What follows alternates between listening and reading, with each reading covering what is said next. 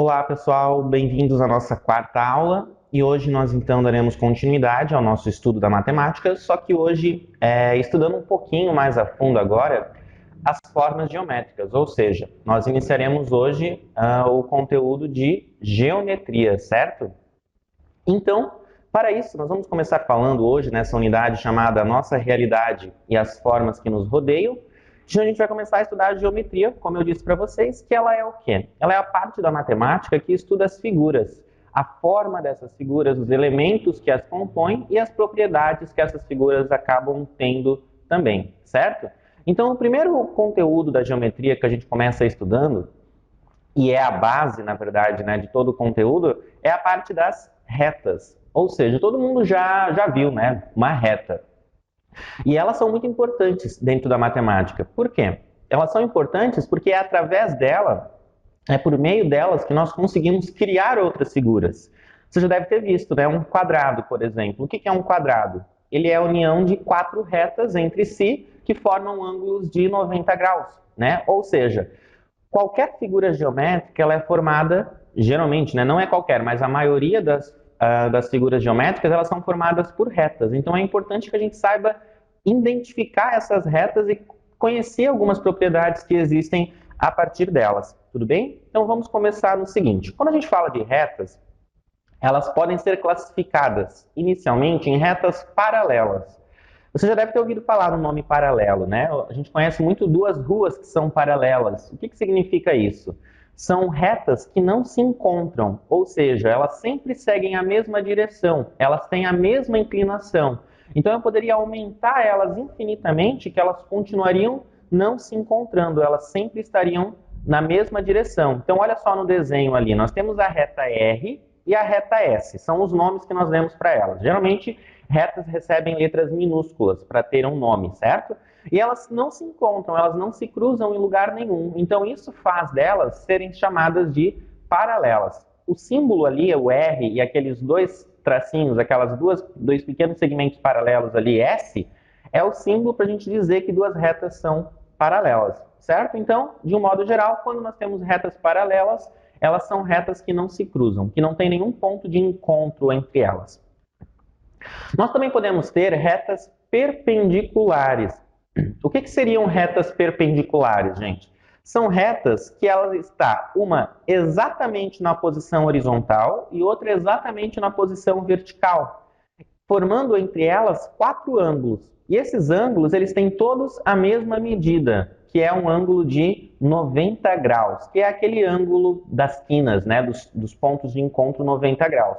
Ou seja, retas perpendiculares, elas formam entre si ângulos de 90 graus. Ok, gente? Então, o símbolo para retas perpendiculares é também aquele símbolo de perpendicular ali, uma retinha horizontal e uma vertical. Então, aqui eu tenho a reta U e V, certo? E lá no ponto P, que é aquele ponto de encontro entre elas, nós temos os ângulos, os quatro ângulos de 90 graus, como eu havia comentado anteriormente, certo? E nós também podemos ter retas chamadas oblíquas. Essas retas oblíquas, gente, elas se encontram, ou seja, elas têm um ponto de encontro entre si, só que elas formam ângulos aleatórios, ela não tem nenhum ângulo especial entre elas, certo?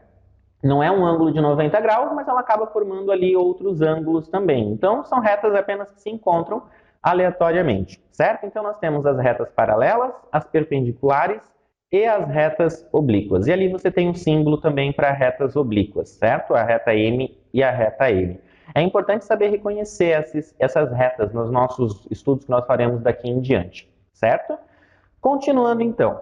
Agora imagina que você tem que atravessar a rua, certo?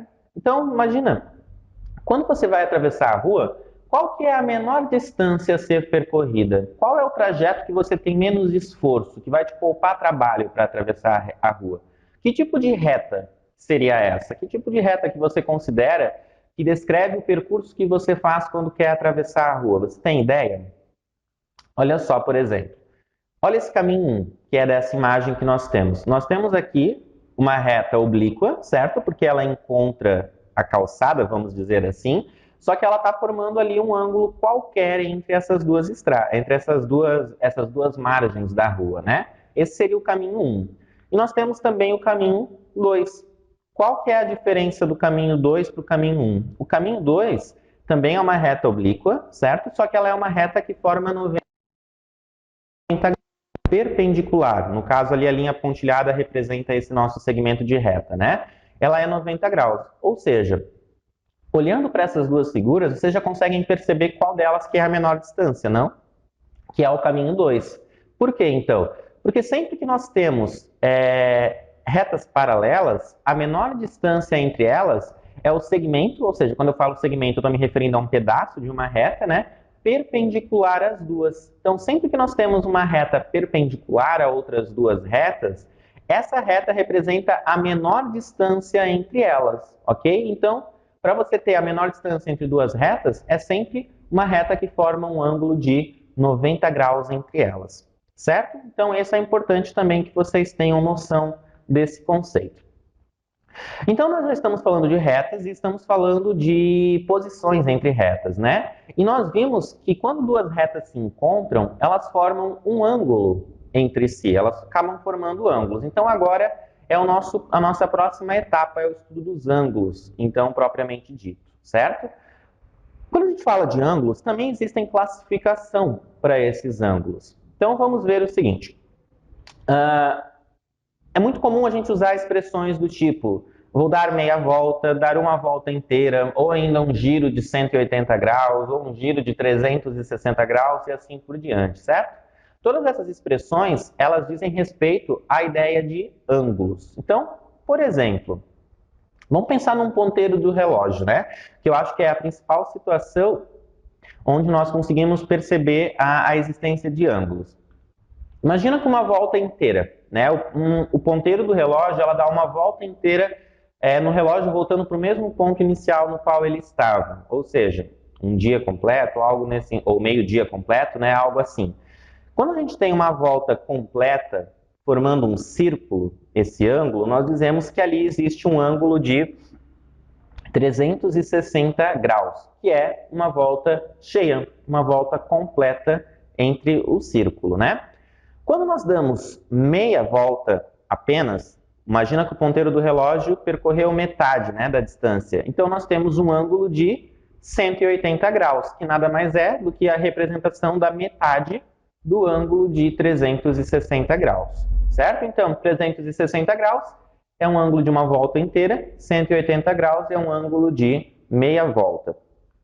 E nós temos também um ângulo de 90 graus. Lembra que nós vimos antes, quando duas retas formam um ângulo de 90 graus, elas são perpendiculares?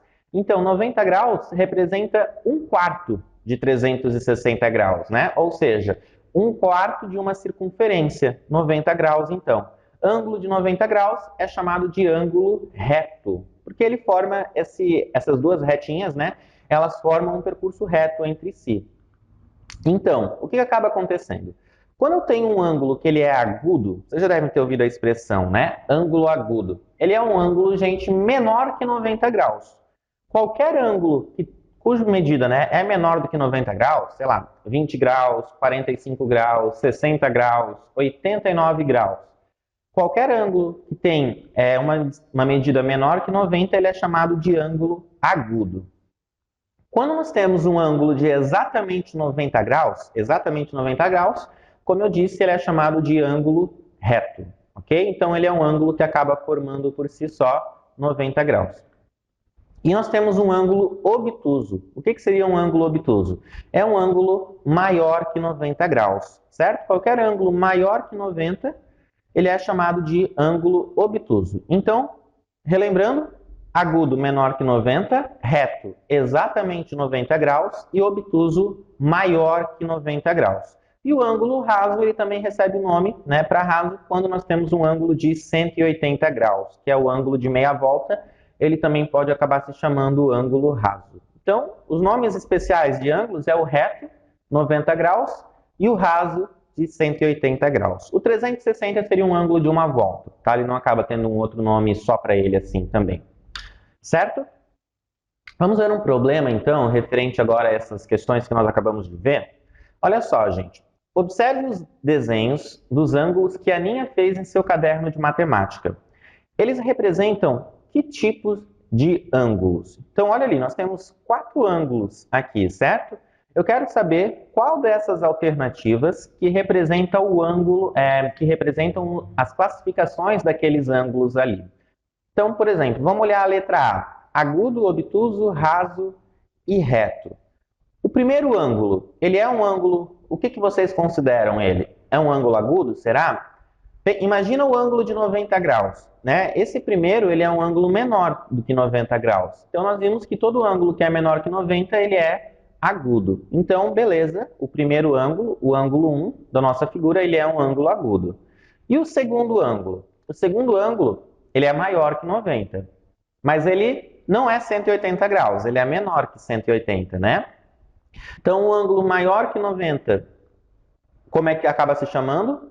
Ângulo obtuso. Opa, então a nossa primeira alternativa, agudo e obtuso, valeu já para as duas primeiras figuras, certo? A terceira tem aquele quadradinho e aquele pontinho no meio do quadradinho, né? Aquilo ali nos dá a ideia, já nos passa a ideia de que é um ângulo de 90 graus, certo? Então, ângulo de 90 graus é o ângulo reto.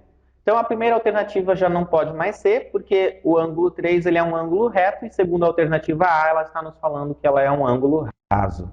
Lembrando, qual que é o ângulo raso, gente? É o ângulo de 180 graus, que está representado na quarta figura, certo? Ali na figura 4. Então, qual que é a alternativa correta com base nisso? Nós temos o primeiro ângulo agudo, o segundo ângulo obtuso, o terceiro ângulo reto e o quarto ângulo raso. Logo, nós temos a letra B como a alternativa correta, ok? Então, também está resolvido o nosso primeiro problema. Agora vamos estudar algumas propriedades importantes que nós temos dentre os ângulos. Olha só essa figura, gente, que nós temos aqui. Perceba que nós temos duas retas oblíquas, formando o ângulo entre si, e um desses ângulos entre essas duas retas nós conhecemos, que é o ângulo de 35 graus, certo? Então, essas duas retas formam entre si, ali no lado direito, né, da figura, um ângulo de 35 graus. Mas eu faço uma pergunta agora para vocês. Qual é o valor do outro ângulo, daquele ângulo x que nós temos ali? Perceba que o ângulo x está no lado desse de 35 graus, mas eu quero saber qual é a medida desse ângulo x. Vocês conseguem imaginar qual que seria o valor que nós poderíamos colocar ali no lado do x, que faz essa... Que informação, na verdade, que nós poderíamos usar para encontrar o valor do x? O que vocês acham? Pensa só, imagina que não tem aquela retinha preta ali no meio, separando os dois ângulos. Imagina que o ângulo azul e o laranjado fossem um só ângulo. Pergunta, qual ângulo que seria esse? Se fosse um só, nós teríamos um ângulo raso, concorda comigo? Nós teríamos um ângulo de 180 graus. Então, o que a gente pode pensar? Que quando eu junto o ângulo x com o ângulo de 35 graus, os dois juntos precisam formar um ângulo de 180 graus. Então, a gente poderia usar a álgebra. Lembra que nós vimos na nossa última aula? Nós poderíamos usar a álgebra para poder descobrir qual é esse valor de x. Nós podemos montar uma equação, ou inclusive você pode resolver de cabeça, mentalmente, pensando nisso, né? Que valor mais 35 graus que dá 180 graus? Podemos montar uma equação, ou seja, o ângulo x somado com o ângulo de 35 graus resulta em 180 graus, certo? Como é que a gente faz para encontrar o valor do x? Nós temos que isolá-lo. E para isolar o x, os números que estão junto com eles vão passar lá para o outro lado da igualdade, mudando o sinal, ok? Então, o 35, que ele é um valor positivo, vai passar negativo para o outro lado. Então, o nosso ângulo x será 180 menos 35 graus. E 180 menos 35 graus equivale a 145 graus. Gente, então o ângulo x, ele é um ângulo de 145 graus. Tudo bem? Ou seja, quando a soma das medidas de dois ângulos, quando eu somo dois ângulos, gente, e esse resultado fecha 180 graus, eles são chamados de ângulos suplementares, ok? Então, 145 graus e 35 graus, eles são ângulos suplementares, porque quando eu somo eles, esse resultado fecha em 180 graus. Dois ângulos, eles também podem ser complementares. Quando que eles são complementares? Quando a soma entre eles dá 90 graus. Ok, gente? Então, 90 graus complementar, 180 graus suplementar. Ok? Então, os ângulos 145 e 30 graus são suplementares. 60 graus e 30 graus são ângulos complementares, porque eles somam 90 graus. Tudo bem? Prosseguindo então para o nosso problema 2. Olha só esse problema, gente. Duas retas paralelas, R e S, ou seja, vejam ali as duas retas R e S. Elas são cortadas por uma reta transversal T, ou seja, uma reta oblíqua, certo? Que formam os ângulos indicados na figura abaixo. Os ângulos 5x e x, olha ali na figura onde está o 5x e o x. O 5x está na reta R com a reta T, e o ângulo x está com a reta S e a reta T. Esses dois ângulos, gente, eles medem respectivamente quantos graus? Quando no problema aparece respectivamente, significa que tem que ser na ordem. Então, 5x primeiro e o x por segundo. Quanto que valem esses dois ângulos? Gente, como é que a gente poderia fazer para encontrar a medida do 5x e do x? O que vocês acham? Pensa comigo, aquele x ali, o ângulo x, ele é o que acaba juntando lá com os 5x para formar os 180 graus, não é? Porque é a mesma reta. Então, o ângulo que teria no lado do 5x seria o valor de x, que é o que nós temos ali na parte de baixo. Então, na verdade, o 5x mais o x mais o ângulo x, não importa se ele está na parte de baixo ou na parte de cima, o valor do ângulo x é o mesmo. O 5x mais o ângulo x resulta em 180 graus, ok? Então, nós podemos resolver essa equação. Ou seja, 5x mais x, quanto que é? É 6x. Ou seja, 6x é igual a 180 graus. Como é que nós fazemos para encontrar o valor de x? O 6 que está multiplicando, ele vai passar dividindo para o outro lado. Então, x é igual a 180 dividido por 6.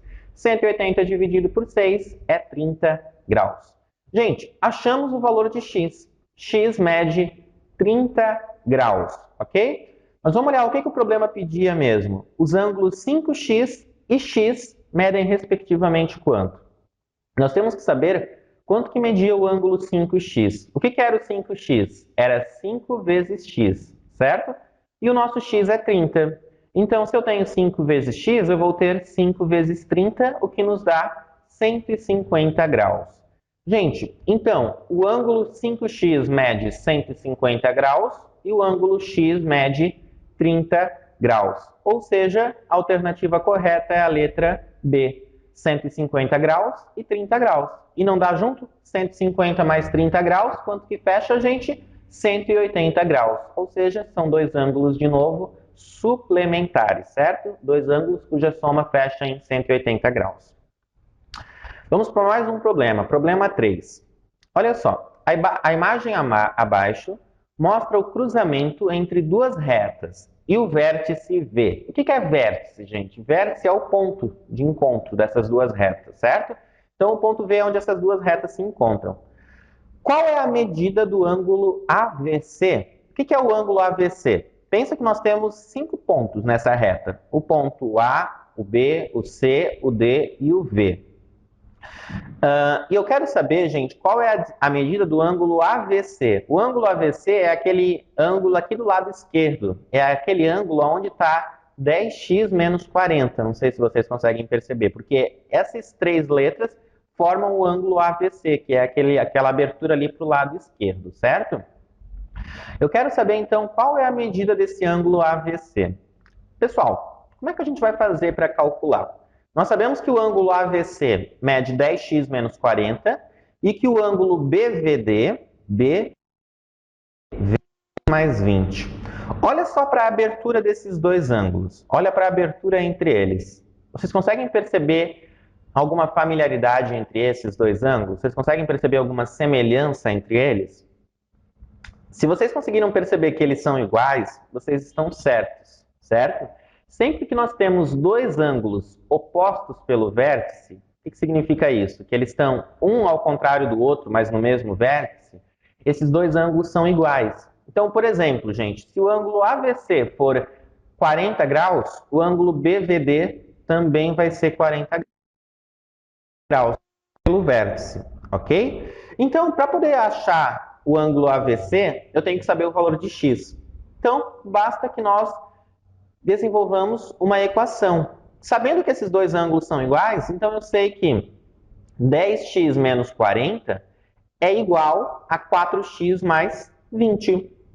Ou seja, temos então uma equação para encontrar o valor de x. Para encontrar o valor de x, o que nós vamos ter que fazer? Isolar o x. Ou seja, deixar tudo que tem x para um lado da equação e tudo que tem números para o outro lado da equação, ok? Então, olha o que vai ser feito. Eu passei o 4x lá junto do 10x. Só que o nosso 4x não tinha sinal nenhum na frente dele, então ele era positivo. Logo, quando ele vai passar para o outro lado, ele vai vir negativo, ok? Então, nós vamos ter 10x menos 4x. E no outro lado, nós tínhamos o 20. Só que o 40 estava negativo lá junto com o 10. Para passar o 40 para o outro lado, gente, ele vai mudar o sinal, certo? Então, o 40 que era negativo passa a ser positivo. Então, resta, no caso, a equação 10x menos 4x igual a 20 mais 40. Quanto que é 10x menos 4x? É 6x. E 20 mais 40 é 60. Ou seja, 6x igual a 60. Por fim, para achar o valor do x, o 6 que está multiplicando vai passar dividindo para o outro lado. Então, nós vamos ter 60 dividido por 6, o que resulta em 10. Gente, sabemos então que o nosso x vale 10. Essa é a resposta certa? Não. Por quê? O problema não queria saber o valor de x. O problema queria saber a medida do ângulo AVC.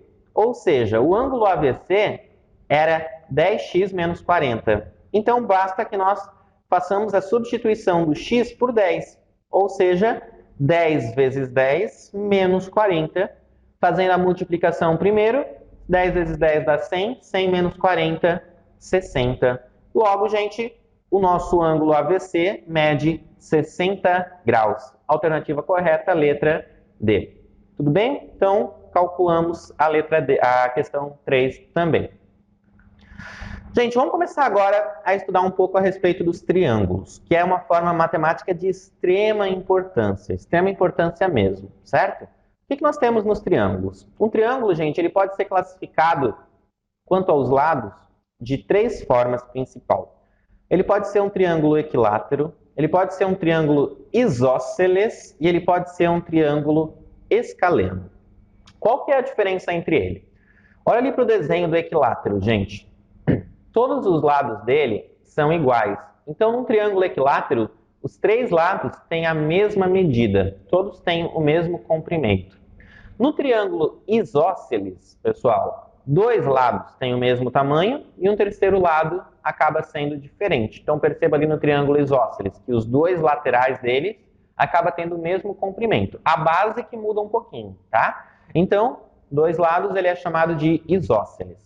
E nós temos também um triângulo que ele é escaleno. O que é o escaleno? Os três lados têm medidas diferentes. Todas elas têm comprimentos diferentes, ok? Então, resumindo, três lados iguais, ele é um triângulo equilátero. Dois lados iguais, ele é um triângulo isósceles. E três lados diferentes, ele é um triângulo escaleno. Tudo bem? Uma outra propriedade importante dos triângulos, gente, é que cada lado tem que ter a medida menor que a soma das medidas dos outros dois lados. Então, um lado do triângulo sempre tem que ser menor que a soma dos outros dois. Olha só esse desenho aqui, um triângulo. Perceba, primeiro de tudo, gente, que triângulo que é esse? Se nós fôssemos classificá-lo entre equilátero, isósceles ou escaleno, que tipo de triângulo que ele é? Ele tem o lado 2, 5 e 6. Ou seja, ele é um triângulo com todos os lados diferentes. Então, ele é um triângulo escaleno. Perceba só, gente, o lado que mede 6 centímetros, que é o lado menor. 6 é menor que 5 mais 2. Não é 5 mais 2 é 7. Ou seja, somando 5 e 2, 6 fica menor que 7. Olha o lado que mede 5. 5 é menor que 6 mais 2. Ou seja, 5 é menor que 8.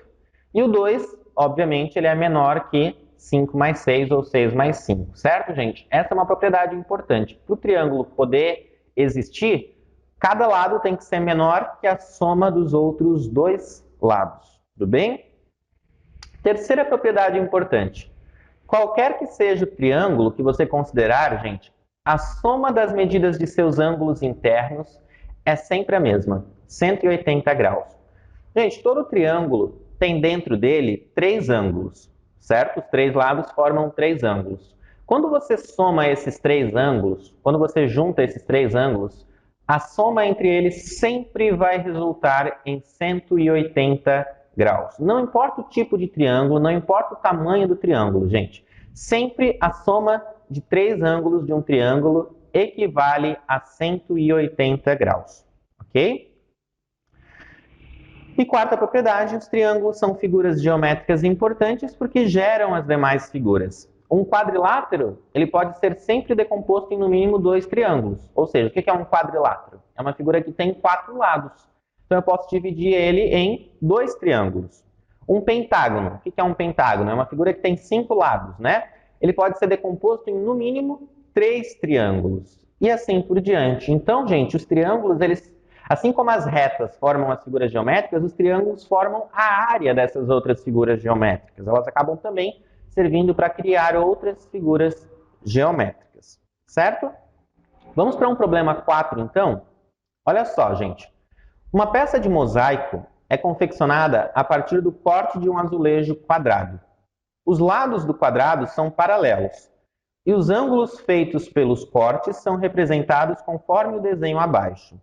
O valor do ângulo y de um dos triângulos encontrados no recorte é de quanto? Então, gente, nós temos um quadrado, cujos lados são paralelos entre si, e nós temos duas retas pontilhadas ali no meio, né?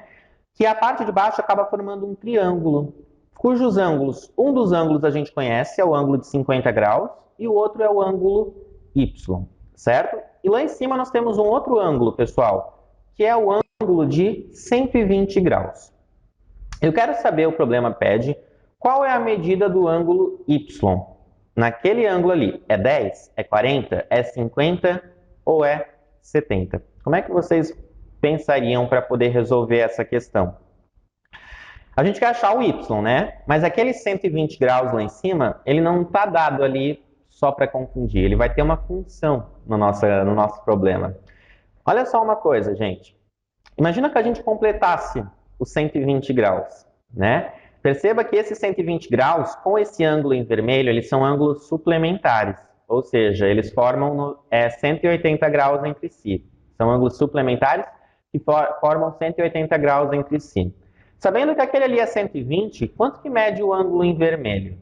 Ou seja, é o que falta para completar 180 graus, não é? Ou seja, 60 graus. Então, acabamos, gente, de saber que aquele outro ângulo mede 60 graus. Ok? Então, já sabemos os dois ângulos de cima. Mas aí vocês devem estar se perguntando, para que saber esses dois ângulos de cima se eu quero saber o y? Porque, na verdade, esses dois ângulos ali de cima, eles também estão ali na reta de baixo. Eu não sei se vocês perceberam. Olha só uma coisinha. Olha o ângulo de 60 graus. Ele é oposto pelo vértice, então nós também temos o ângulo de 60 graus lá em cima, certo? E no lado dele nós também teríamos o ângulo de 120 graus. Fechando no caso, 120 mais 60 mais 120 mais 60, 360 graus, que é o que formaria um círculo. Ok, gente? Essa é uma reta. Só que essa reta pontilhada, ela corta duas retas. Esse lado de cima e o lado de baixo que nós temos lá. Então, se vocês pararem para pensar, aquele ângulo de 60 graus que nós tínhamos lá em cima é o mesmo ângulo de 60 graus que nós temos aqui embaixo. E no lado nós também teríamos o de 120 graus, ok? Então, são duas retas paralelas. Então, quando eu faço uma reta transversal entre essas duas paralelas, gente, acabam formando os mesmos ângulos entre si, certo? Porque a inclinação da reta é a mesma. E agora nós conseguimos encontrar o valor do y. Por quê? Porque dentro desse triângulo nós conhecemos dois ângulos. E nós sabemos, pela propriedade dos triângulos que nós vimos anteriormente, que a soma dos ângulos internos de um triângulo é sempre 180 graus, certo? Então, basta efetuar 50 mais 60 mais o ângulo y, e isso vai ter que ser igual a 180 graus. 50 mais 60, gente, é 110. Então, 110 mais y é igual a 180 graus. Para achar o valor de y, o 110 vai passar negativo para o outro lado. 180 menos 110, 70 graus. Ou seja, gente, a nossa alternativa correta é a letra D, 70 graus. Então, também terminamos o nosso problema 4. Gente, vamos estudar agora uma das fórmulas mais importantes dentro da matemática, que é o famoso Teorema de Pitágoras, que também é usado para encontrar um lado de triângulo quando você conhece o comprimento de outros dois lados. Só que o Teorema de Pitágoras ele não é válido para qualquer triângulo. Ele é válido para um triângulo bem específico, gente. Olha só essa figura aqui. Imagina que nós temos essa formiga, acho que é uma formiga ou uma aranha, não sei, que ela quer encontrar o pote de doce. Ela tem dois possíveis caminhos, concorda comigo? Ou ela pode fazer o trajeto A e depois pegar o trajeto C, ou ela pode só fazer o trajeto B, ok? Esse triângulo, gente, ele é chamado de triângulo retângulo. Por que ele é chamado de triângulo retângulo? Porque ele tem um ângulo de 90 graus entre os dois lados. Lá, vejam lá que ele acaba formando o ângulo de 90 graus entre si. Num triângulo retângulo, são três lados, né? Um lado é chamado hipotenusa e os outros dois lados são chamados de catetos. Como é que a gente sabe qual é qual, gente? A hipotenusa é sempre o maior lado, ok? Ela é sempre meio que a diagonal desse triângulo, é a chamada hipotenusa, e ela é sempre o maior lado. E ela é sempre oposta ao ângulo de 90 graus, ela está no outro lado ao ângulo de 90 graus. E os dois demais lados que acabam restando no nosso triângulo, eles são daí sim chamados de catetos. Então, em todo triângulo, uma hipotenusa e dois catetos, ok? Então, o que vai acontecer? Naquele nosso triângulo ali com esses lados, o lado A ele é um cateto, o lado B corresponderia à hipotenusa, certo? E o lado C corresponderia a um outro cateto. Então, em todo triângulo retângulo, sempre vai existir dois catetos e a hipotenusa, gente. Sendo que a hipotenusa é sempre o maior lado, certo? E o que é o Teorema de Pitágoras, então? Ele fala o seguinte, ó, em um triângulo retângulo, a soma das medidas dos quadrados dos catetos é igual ao quadrado da medida da hipotenusa. Quando a gente fala quadrado, eu não estou me referindo ao desenho quadrado, mas eu estou me referindo à potência elevado a 2. Lembra que quando eu tenho um número 2 elevado a 2, eu posso me referir 2 ao quadrado? Então, em um triângulo retângulo, a soma das medidas dos quadrados dos catetos é igual ao quadrado da medida da hipotenusa. Você precisa decorar essa frase? Claro que não. Você tem que saber essa expressão aqui, ó. A ao quadrado é igual a b ao quadrado mais c ao quadrado. Essa expressão matemática é o que representa essa frase que nós vimos ali em cima. Olha esse triângulo que nós temos aqui no lado na nossa figura, gente. Nós temos os lados A, B e C, certo? O A é a hipotenusa, que é o maior lado, oposto ao ângulo de 90 graus. Então, a hipotenusa ao quadrado, a hipotenusa elevado a 2, é igual a B elevado a 2, que é um cateto, mais o outro cateto, que é o C, também elevado a 2. Então, nós temos o quadrado da hipotenusa, né? A ao quadrado é igual à soma dos quadrados dos outros catetos. B ao quadrado mais C ao quadrado.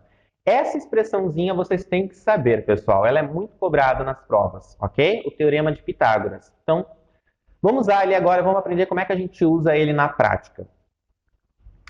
Olha só, eu tenho um triângulo aqui, onde que nós temos dois lados conhecidos. Um lado mede 3 metros e o outro lado mede 4 metros, pessoal. Eu quero saber qual é o comprimento do lado BC. Eu quero saber quanto que mede esse lado BC.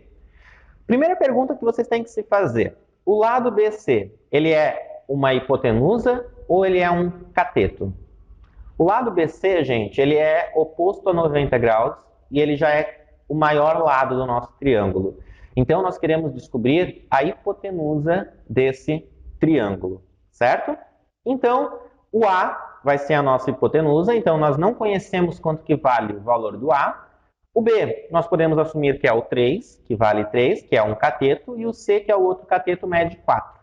Vocês podem se perguntar, se eu botasse o B valendo 4 e o C valendo 3, teria algum problema? Não, ok, pessoal? Entre os catetos não importa qual vai a medida de qualquer uma. Por quê? Porque eles vão ser somados lá depois, então não vai ter importância entre si, tá? Não importa qual é qual cateto ali. O que tem que saber é a hipotenusa. A hipotenusa não pode se misturar, digamos assim, com os nossos catetos.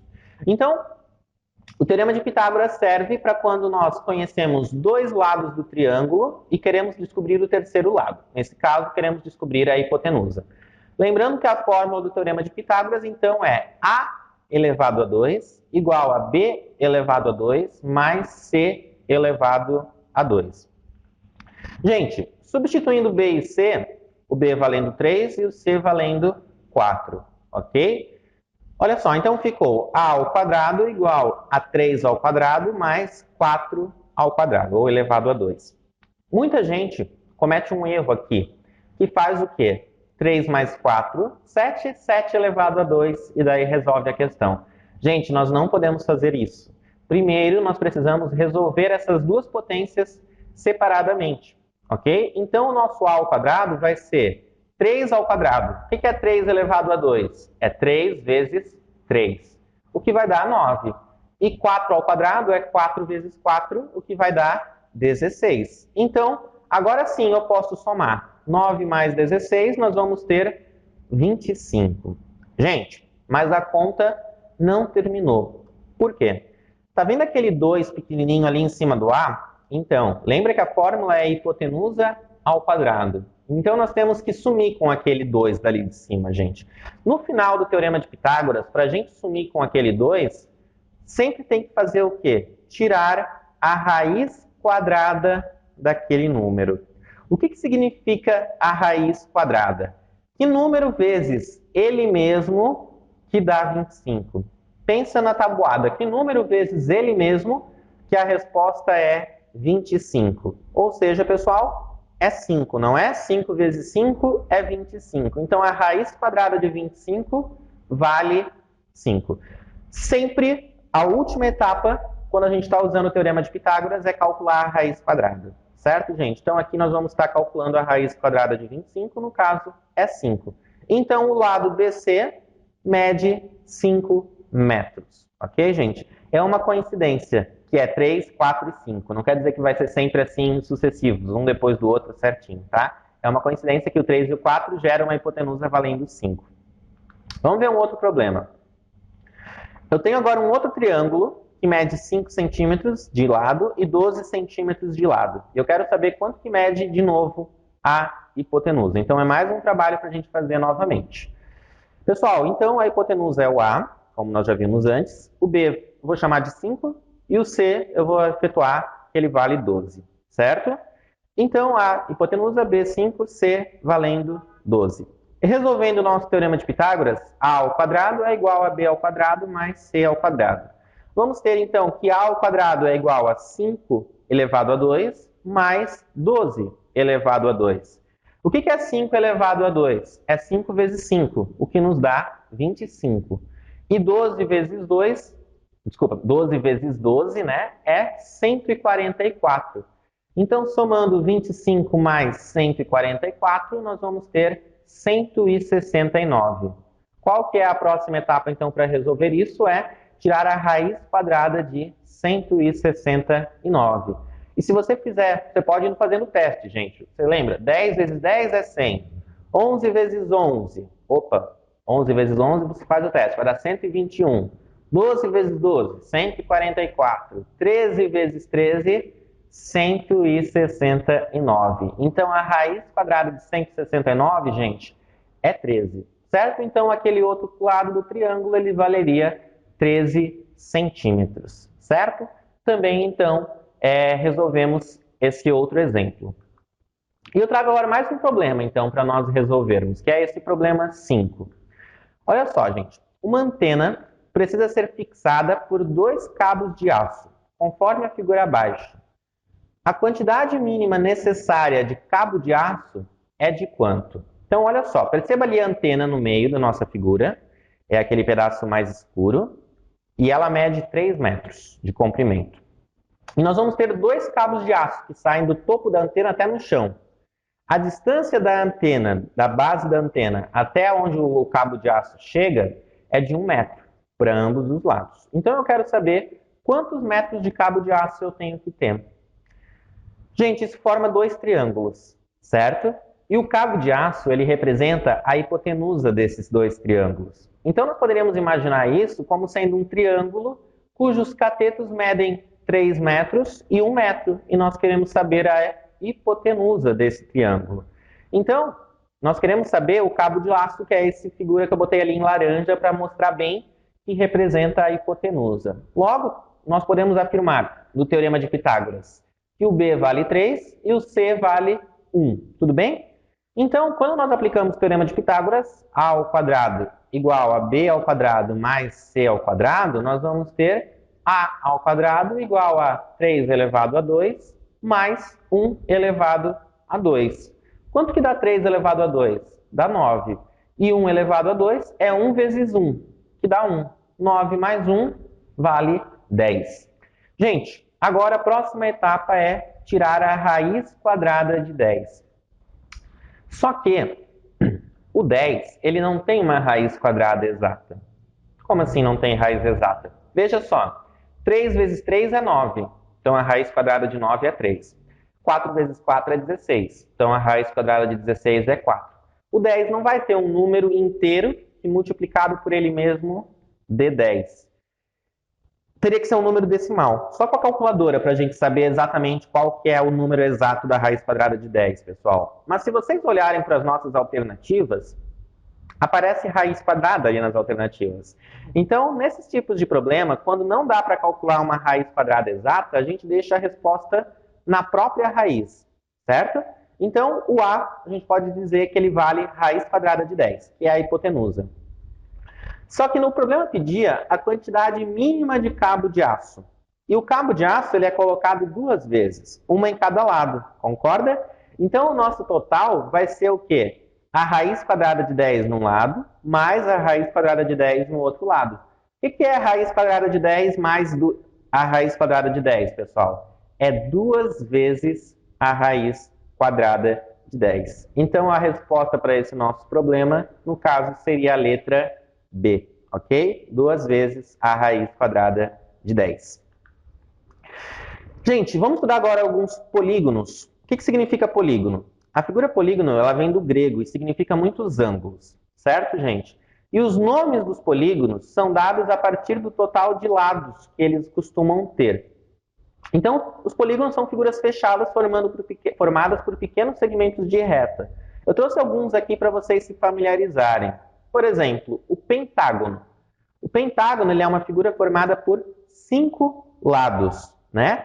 Pensa só, o Brasil ele é pentacampeão mundial. Então, ele é 5 vezes campeão mundial. Então, quando nós temos um pentágono, nós temos uma figura com 5 lados, certo?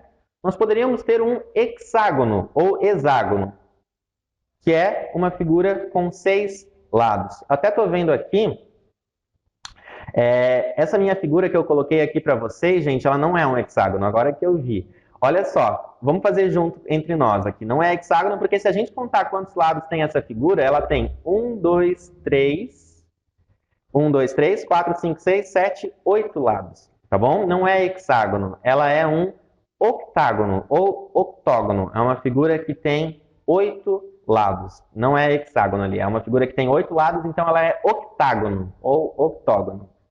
E aqui embaixo, sim, é o nosso hexágono, tá? Tá invertido ali os nomes. Agora, ali embaixo, sim, é o hexágono, que é uma figura com 6 lados. Hexágono, hexa, 6, octágono, octa, 8. Ficou invertido ali os nomes dessas duas figuras. Mas é só para vocês se familiarizarem, ok, gente? O que é uma figura com 4 lados? É um quadrilátero. Um quadrilátero nós podemos ter um retângulo, nós podemos ter um quadrado e assim por diante. Trouxe um problema aqui para nós, gente. Olha só. Pensando na soma dos ângulos internos de um polígono de 4 lados, que são os quadriláteros, como fizemos para os triângulos. Assinale quais dos argumentos apresentados abaixo você considera corretos. Tem algumas frases aqui que eu quero que a gente analise quais delas são corretas. Tem mais do que uma. Ok, gente? Primeira frase, letra A. A soma das medidas dos ângulos internos de um quadrilátero é 180 graus, como nos triângulos. Será que numa figura de 4 lados, quando a gente soma os 4 ângulos, isso vai dar 180 graus, pessoal? O que vocês acham? Não, ok? Somente a soma dos ângulos de um triângulo que fecha 180 graus. A letra A, ela não é correta, tá bom? Somente triângulos que fecham 180 graus. Letra B. A soma dos ângulos internos de um quadrilátero tem medida igual a 360 graus. Porque quando encostados uns aos outros, eles formam uma volta inteira. Para familiarizar essa letra B, gente, trouxe um desenho aqui de um quadrilátero, de um retângulo. Olha só os ângulos entre eles. Eles acabam formando 4 ângulos de 90 graus. Não é verdade? 4 ângulos ali de 90 graus. Então, quando eu junto 90 mais 90 mais 90 mais 90, quanto que isso dá? 360 graus. Se eu encostasse esses 4 ângulos, um no lado do outro, 2 em cima, 2 embaixo, formaria um ângulo referente a uma volta inteira. Formaria um ângulo referente a 360 graus. Ok? Então, a soma dos ângulos de um quadrilátero é sempre 360 graus, que é o dobro do triângulo. Certo? Então, a letra B está correta. Vamos analisar a letra C. A soma das medidas dos ângulos internos de um quadrilátero é 360 graus, porque todo quadrilátero pode ser dividido em 2 triângulos. E daí temos 180 graus mais 180 graus igual a 360 graus. O que vocês acham? Será que dá para dividir um quadrilátero em 2 triângulos? Vamos olhar só. Imagina que eu traço uma diagonal no meio desse quadrilátero, gente. Eu vou formar 2 triângulos, certo? E nós vimos que a soma dos ângulos internos de um triângulo é 180 graus. Então, como eu tenho 2 triângulos, eu vou ter 360 graus, porque 180 mais 180 fecha 360 graus. Então, essa letra C também está correta. Também é uma alternativa correta, pessoal. Vamos analisar a letra D. A soma das medidas dos ângulos internos de um quadrilátero é 360 graus, porque todo quadrilátero tem os 4 ângulos medindo 90 graus. E 4 vezes 90 graus é igual a 360 graus. Gente, isso vale para o retângulo, como nós vimos, certo? Só que isso não vale para qualquer quadrilátero. Olha só esse nosso quadrilátero aqui. Isso também é um quadrilátero. Também é uma figura de 4 lados. Só que os ângulos ali dentro, o A, o B, o C e o D, eles não formam 90 graus. Vocês podem analisar. Eles formam valores, alguns menores, outros maiores que 90 graus. Então, nem todo quadrilátero tem os ângulos internos medindo 90 graus. Então, não é sempre vai ser 4 ângulos de 90 graus, tá bom? Mas a soma desses 4 ângulos, por mais que não sejam 90 graus, sempre vai ser 360 graus. Tudo bem? Terminamos, então, o nosso problema 6. Gente, além dos polígonos, nós também temos os poliedros. O que são poliedros? São figuras, ou seja, são figuras que têm muitas faces. Vem do grego também essa palavra. Ou seja, um dado, um cubo, todas são figuras que representam poliedros. Então, eu trouxe aqui algumas para nós olharmos. O cubo, como eu já havia dito para vocês, ele é um poliedro. O cubo também pode ser chamado de paralelepípedo, ok? Nós temos as pirâmides. Olha só, aqui eu trago uma pirâmide de base retangular. Por quê? Porque a base da pirâmide é um retângulo, certo? Imagina que é um retângulo. Eu poderia ter uma pirâmide de base triangular. Poderia também, certo? Daí a base seria um triângulo, que é o caso desse outro desenho que eu trago aqui. Então eu posso ter pirâmide de base retangular, pirâmide de base triangular, e eu também posso ter um prisma. Olha só, esse é um prisma. O que é um prisma, gente? A base e o topo da figura são a mesma figura. Então aqui a base é um pentágono. Então a parte de cima da figura também é um pentágono. Então isso acaba representando um prisma. Então nós temos um prisma pentagonal, certo? De base pentagonal. É uma base que tem 5 lados, certo? Então nós temos aqui alguns poliedros para nós conhecermos. E todo poliedro, gente, ele tem 3 coisas que são muito importantes que vocês saibam reconhecer, que são os vértices, as arestas e as faces desse poliedro, certo? Imagina só um cubo. Eu trago aqui um paralelepípedo ou um cubo, como quer que vocês queiram chamar. O que é esse polígono? Desculpa, gente. Esse poliedro, na verdade, ele tem uma quantidade de vértices, ele tem uma quantidade de arestas e ele tem uma quantidade de faces. O que são os vértices? Os vértices, gente, é o ponto de encontro das retas que formam essa figura. São pontos de encontro. Então, acompanhe ali na figura onde que existem pontos de encontro. Vamos contar juntos. Eu tenho, e vai aparecer uma bolinha verde. Olha só, eu tenho um ponto, eu tenho 2, 3, 4, 5, 6, 7, 8 vértices. Eu tenho 8 pontos de encontro nessa nossa figura, certo? Então, um paralelepípedo tem 8 vértices. O que seriam agora, gente, as arestas? As arestas são as retinhas, são os segmentos de reta que ligam os vértices entre si. Ou seja, são as linhas dessa nossa figura. Vamos contar quantas que tem? Eu tenho 1, 2, 3, 4, 5, 6, 7, 8, 9, 10, 11, 12 arestas. Eu tenho 12 linhas que conectam esses vértices, certo, pessoal? Então, nós temos aí as arestas. E o que seriam as faces? As faces a gente não vai contar porque é meio que óbvio de entender. O que são as faces, gente? São os lados. Quantos lados tem esse nosso paralelepípedo? Cuidado, não é 4.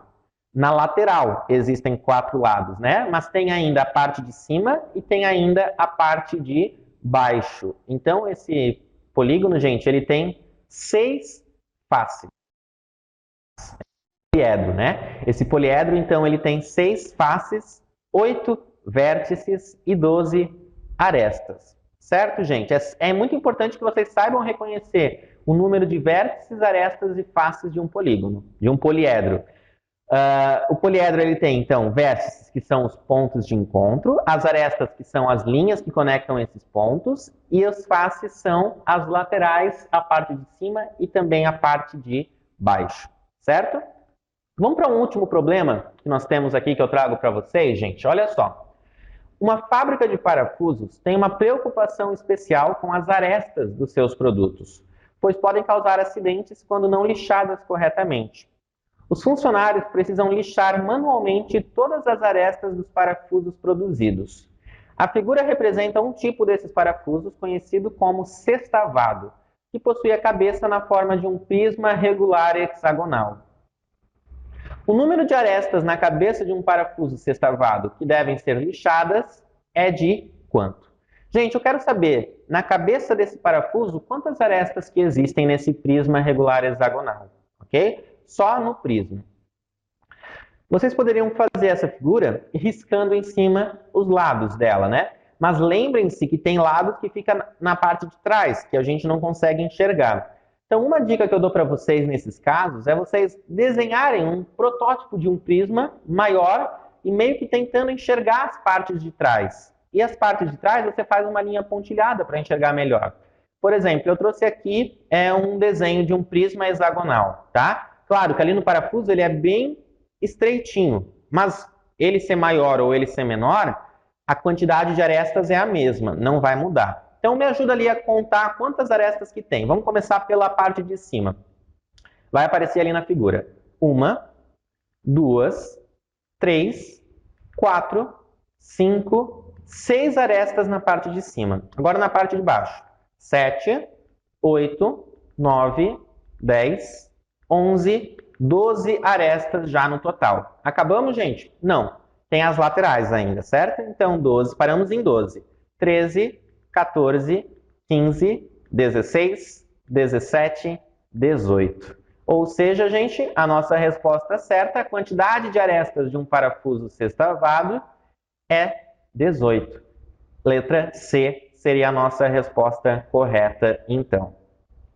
Gente, ficamos por aqui, então, nessa nossa quarta aula.